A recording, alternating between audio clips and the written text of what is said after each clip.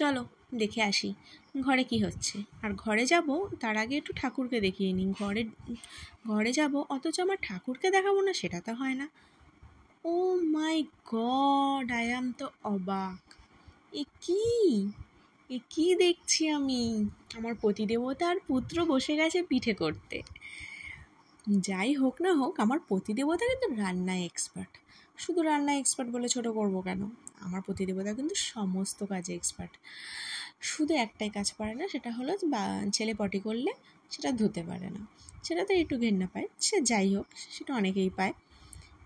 ওইটা বাদ দিয়ে সমস্ত কাজে কিন্তু আমার পতিদেবতা এক্সপার্ট। দেখো কি সুন্দর পিঠে বানিয়েছে। আমি না পিঠেটার এত সুন্দর শেপ আনতে পারি না। ওই জাস্ট একটা খোদল করে তার মধ্যে পুর দিতে হয়, দিয়ে মানে চেষ্টা করি, এতটা সুন্দর শেপ আনতে পারি না। ও কিন্তু খুব সুন্দর শেপটা এনেছে। আর এদিকে সার্থক লেচি দিয়ে গোল করছে, কারণ ওকে তো কোনো না কোনো একটা কাজ দিতে হবে না, ও তো আর একভাবে বসে থাকবে না। কোনো কাজ দিলে আমার ছেলে খুব শান্তভাবে থাকে, আর যদি কোনো কাজ না দেওয়া হয় তাহলে ও মাথা খারাপ করে দেবে। তো আমি ওকে বললাম যে একটা পিঠে একটু করে দেখাও না সবাইকে, কি সুন্দর শেপটা আনছো, কীভাবে করছো একটু দেখাও। তার জন্য ও তোমাদের সাথে এটা শেয়ার করলো। তো তোমরা দেখো, তার সাথে সাথে তোমাদেরকেও বলি,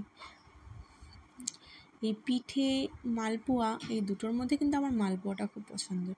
সেদ্ধ পিঠে আমি খাই, কিন্তু নারকেল দেওয়া থাকে তো তাই একটু গলার বুক জ্বালা করে। কিন্তু আজকে কিন্তু আমাদের মালপোয়াও হবে, এটা কিন্তু আমার খুব ফেভারিট। এই যে দেখছো কি সুন্দর পুরটা ঢুকিয়ে তার মধ্যে এবার শেপটা আনছে। তো যাই হোক, বরের অনেক সুনাম করেছি। বর তোমাদেরকে পিঠে বানানোটা দেখিয়ে দিল কিভাবে ও শেপটা আনে।